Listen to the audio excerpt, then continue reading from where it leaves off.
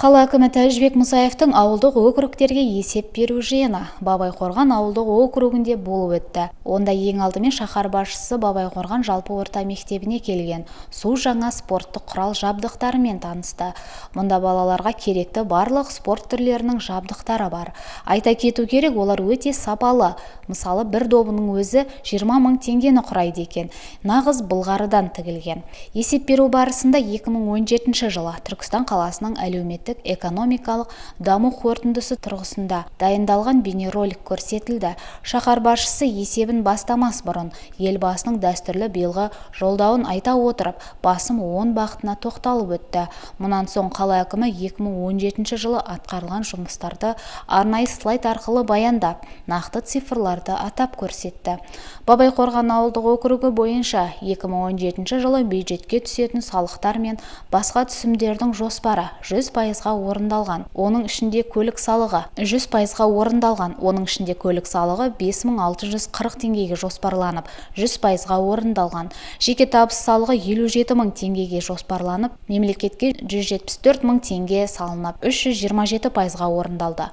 Жер салығы бойынша 144 мың теңге, мүлік салығы 73 мың теңге жиналып орындалған. 2017 жылы Бабайқорған ауылының ауыл шаруашылығы саласында жалпы көлемі 1 миллиард 235 миллион 900 мың теңгенің ауыл шаруашылығы өнімі өндірілді.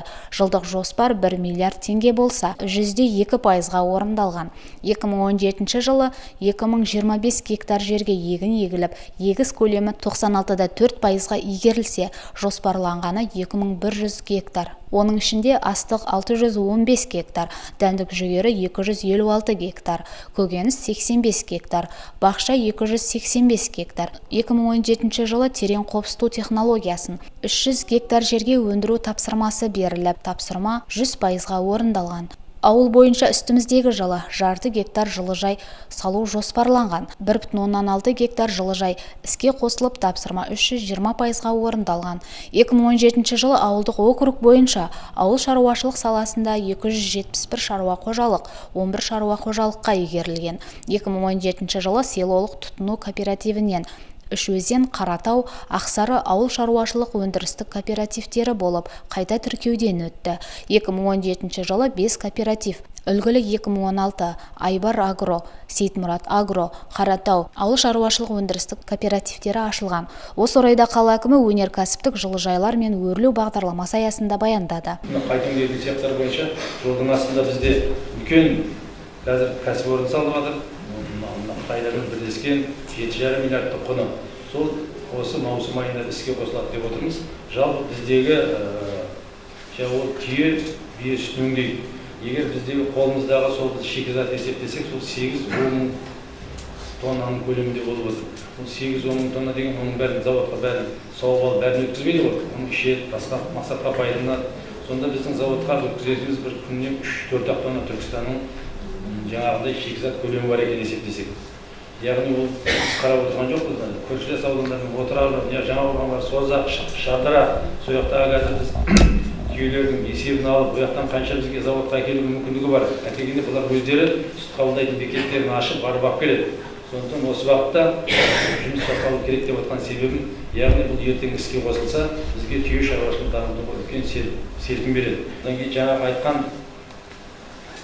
тек қана сүт, кәдімгі қара малдың сүтіне де, түйе сүтіне де, бие сүтіне де тек қана мемлекеттік қолдаулар, сіз соны жинақтап, апарып, қайта өңдейтін цехқа өткізсеңіз, сізге мемлекеттік қолдау көрсетіледі.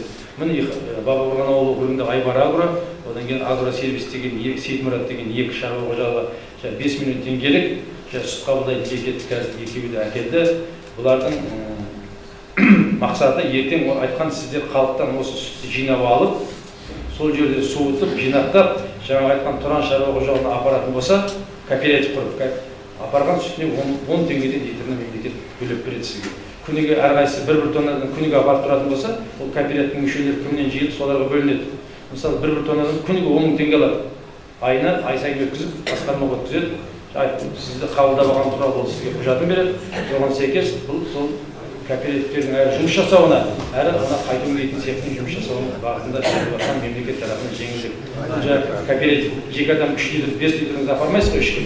Жаңағы айтқан кооперативтер құрып, сол кооперативке қаржы өткізетін болса, осы жеңілдікті алады. Бабайқорған ауылдық округі бойынша 4 түрлік мал басы және ондағы алынатын өнім 2017 жылмен салыстырғанда артты. Ірі қара мал 5019 бас. Қой ешкі 40490 бас, жылқы 975 бас, түйе 8 бас. Сыбаға бағдарламасы бойынша 120 бас ірі қара мал алынып, 133-те 3%-ға орындалған. Құлан бағдарламасы бойынша 12 бас жылқы сатып алынып, 120%-ға орындалған. Алтын астық бағдарламасы бойынша 300 бас жылқы сатып алынып, 150%-ға орындалған. Ал білім саласы бойынша 2017 жылы ұлттық бірыңғай тестілеуге Бабайқорған жалпы орта мектебінен 27 бітіруші түлектен 19 оқушы қатысып, орташа балл 72%-ды құраса, Абай жалпы орта мектебінен 16 бітіруші түлектен 11 оқушы қатысып, орташа балл 82%-ды құрады. Ауылдық округ бойынша 2 дәрігерлік амбулатория, 2 фельдшерлік амбулаториялық бекет бар. 10 орындық жатын, 8 орындық күндізгі емхана халыққа қызмет көрсетеді. Халықтың денсаулығын қадағалау, жақсарту мақсатында 8 жоғары білімді дәрігер, 29 арнаулы білімді медбике және кіші қызметкерлер жұмыс атқарады. 12 айда Бабайқорған дәрігерлік амбулаториясында 95 бала, Абай дәрігерлік амбулаториясында 36 бала, барлығы 131 бала туылған. Бала өлімі мен ана өлімі жоқ. Мына өлу жобасы деген өткен 2017 жылы осындай бағдарлама қолданысқа енгізілген. Бұл өлу бағдарламасының мақсаты бізде 3 көмек бар. Біріншісі 18 жасқа дейінгі балалардың жәрдемақысы, екінші арнаулы жәрдемақы, 4 баласы бар балалар, бұл табысына есептемейді, табысына қарамай мемлекет тарапынан берілетін қолдау. Үшінші атаулы әлеуметтік көмек. Осы 3 жаңағы көмек биылдан бастап жаңа форматтағы атаулы әлеуметтік көмек болып сондай жұмыс жасап жатыр. Өлу жобасының мақсаты өткен жылы ол жаңа бізде жыл сайын 7.000, 8.000 төңірегінде бізде 18 жасқа дейінгі балалардың жәрдемақысын алатын болсақ, өлу жобасына қатыса отырып, жаңағы айтқан мемлекет тарапынан берілетін жеңілдігіңізді 3 айдан 6 ай, егер керек болса пролонгациямен 1 жылға дейін жалғастырып, өткен жылы жұмыс жасадық. 1 жыл жаңағы айтқан балалардың жәрдемақысын алатын, яғни жәрдемақы алатын тізімнен шығып, ары қарап өз күнін өзі көріп кету. Кәсіпкерлігін ашу керек, или әлеуметтік шаралармен қамтылу. Соған сәйкес өткен жыл бізде 8319 отбасы балалар жәрдемақысын алса, мына өлу жобасына қатысудың арқасында 2696-дан өткен жылы қатысқан 5657-ге төмендеді біздің балалардың жәрдемақысын алатын. Енді биылдан бастап барлық осы өлудің атауы бірігіп, жаңа форматтағы атаулы әлеуметтік көмек болып сондай бағытта жұмыс жасап жатыр. Бұл жерде шартты болып екіге бөлінеді. Шартсызы жаңағы айтқан мүгедектер немесе жаңағы бала күшіндегі тағы сондай жұмысқа жарамайтын санатты азаматтарға табысыңызды есептейді дағы, соған жетпесе 3 ай сайын сізге жаңағы жеңілдігіңізді беріп отырады. Ал қалған азаматтарға, мысалы ең төменгі айлық жалақы өткен жылы 22.812 теңге болса, биыл бірінші кварталға содан алады, 50% 11.406 теңгені есептейді, сіздің табысыңызды есептейді. Сол жердегі айырмашылығы адам санына көбейтеді дағы, сізге береді 6 айға сразу. Сол 6 айға жаңағы айтқан 250 мың ба, біреуіне 300 мың шығын, біреуіне 150 мың шығын, соны алып, ары қарап өзіңіздің кәсібіңізді ашу керек, немесе әлеуметтік шараларға қамтуыңыз керек. Жаңағы айтқан біздің тұрақты жұмыс, жаңа жұмыс орны, және де жастар практикасы қысқа мерзімде сол қамтылып, осы тізімнен шығып біз азайып кете беруіміз керек. Сол елбасының өзінің тапсырмасы бар, әлеуметтік көмектерді оңтайландыру деген. Соның ол нақты қадамда 84-ші қадамында айтылған, соған сәйкес жасалып жатқан бағдарламалар. Сонымен қатар есепке жиылған көпшілік те өз ұсыныс тілектерін білдіріп жатты. Сұрақтарын тікелей қала әкіміне бағыттап, ауылға өзекті деген мәселелерді жеткізді. Мысалы, Абай елді мекені Балақаев мектебіндегі жылу жүйесін жаңарту керек деген маңызды мәселелер. Сондай-ақ қоғамдық көлік мәселесінде назардан тыс қалдырмады. Шаһар басшысы да тиісті бөлім басшыларына тапсырмалар бере отырып, сұрақтарға қажетінше жауаптар берді. Мен мына Балақаев үлгілі елді мекенде тұрмын, бірақ барлық елді мекен бойынша айтатын ұсыныстарым бар. Балақаев мектебі қазір салынғанына 9 жылдан асып кетті. 9 жылдан бері оның жылу жүйесі өте төмен дәрежеде. Осыдан 2 жыл бұрын қала әкімі Әліпбек Өсербаевтың арқасында 2 Алатау 500 деген 2 котел алды. Соның арқасында кішкене жыли бастады. Бірақ негізінде система дұрыс емес. Даже қазір барсаңыз, бір классқа барсаңыз, бір батарея жылы, бір батарея жылусыз. Балалардың бәрі, мына қыс енді қысат деп тұрып, балалардың бәрі сыртқы киімдерімен отырады. Ол жерде ешқандай оқудырған мүмкіншілігі жоқ. Екінші, Абай елді мекендегі мектепте типсіз жобасы салынған ол.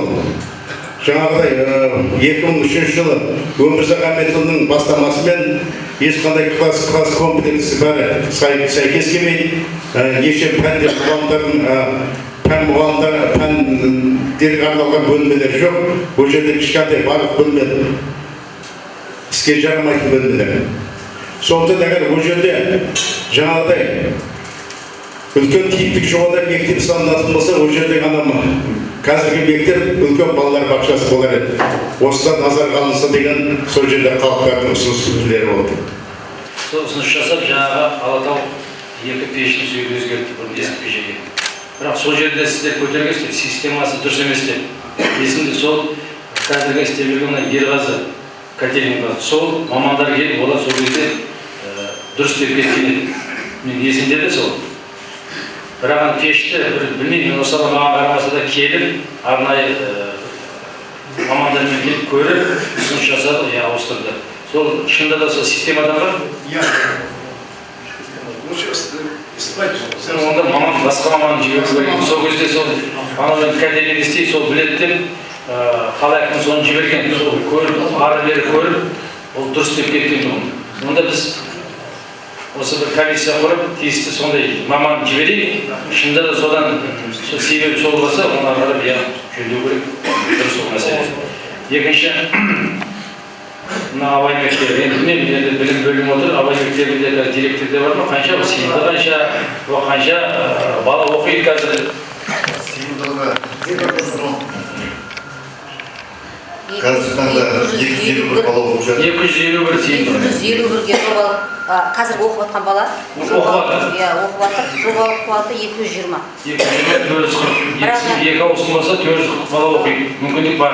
Жоқ, бұл жерде болып тұрған мәселе, мынандай әрбір кабинет сынып бөлмелер дейміз оны бізде. Жаңағы айтқан? Иә, 15 балаға жасалынған. Ал қазіргі таңда бала өз саны көбеюіне байланысты, 20-дан болып отқаннан кейін сынып бөлмелеріне сыймай жатыр. Соны көтеріп жатыр ол. Бұл жерде не істеуге болады ұсыныс сіздерден? Мүмкіндік болса, жаңағы айтқан? иә, мектеп шын мәнінде. Қазір айтасыз ғой. Оны көрейік онда, бөлім бөлім бар, тиісті мекемелермен ұсыныс анықтап, қарап, ағарап ұсыныс береміз. Яғни шында да сондай болып жатса, биыл болмаса да біз келесі жылға ма жобалық сметалық құжаттарына қаржы бөлейік, ағарап оны қандай мақсатта пайдаланамыз, соған қарап көрейік. Міне біз жазып алдық, сосын айтып сіздерге жауабын жазбаша береміз. Екінші мәселеңіз бойынша. Былтыр егілікке жол салды, көпір салды, 19 миллион ақшаны салды, бір айлық сумасы енді кетті. Енді қайтадан Атажан өтіп деген ісі бар. Ол енді білмеймін ғой, 7 миллионға істеп қалай жетсетін олар. 19 миллион жетпеген, құртасып көңгенде кеткен. Осыдан кемшілікті де айтып көрейік енді. Қай жерге ол жасыратын ешкім жоқ қой, бәрі өзіміздің елдің адамдары ғой. Осындай ақшалар кетеді сұқпасын, ал енді мына ауылымыздың кішкентай жол салуға ақша жоқ дейді. Неге Қишоқпарға көпір салғанда 25 миллионға қисайып тұрған, енді биыл қарғанда белгілі болады. Шамалы кетіп қалмайды. Сондай кемістер бар. Соны адам, мына әкімдер, ауылдың әкімдер қолдарында қарап, мына ақылдасып, ауылда да строитель бар, шала бар, кемпір бар. Мына болмайды, мына болады деген қариялармен ақылдасса дейміз. 19 миллион теңге бөлінген, бұл жердегі көпір, білмеймін, қазір қисайып тұрған, басқаған өткендер қыстың келгенде дұрыс тұрғандығын. Ал жақтан өздерінің соны ұсыныс жасап, өткенін қарды бөлдіріп, жан-жағынан дұрыстап, яғни салған болатын, пайдалануға берілген.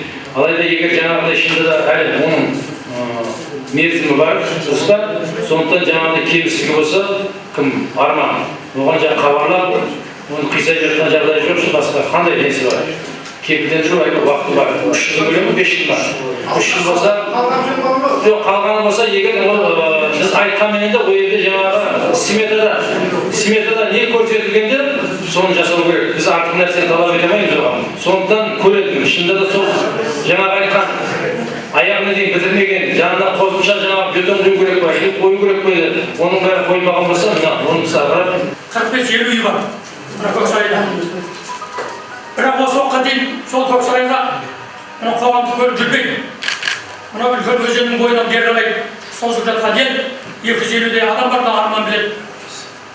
Бұл мәселені мен Үмбет ақсақалға да, Рахмақ ақсақалға да, мына кешегі Әлекеге де оның алдында рахметке де айтамын.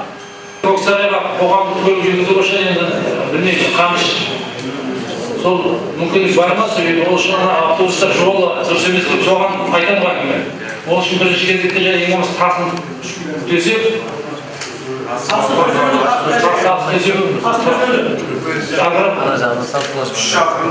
шақырым жер тас төселген, оны енді автобус бару үшін автобустар ертең жолы біздің көлігіміз осындай нашар деген сияқты.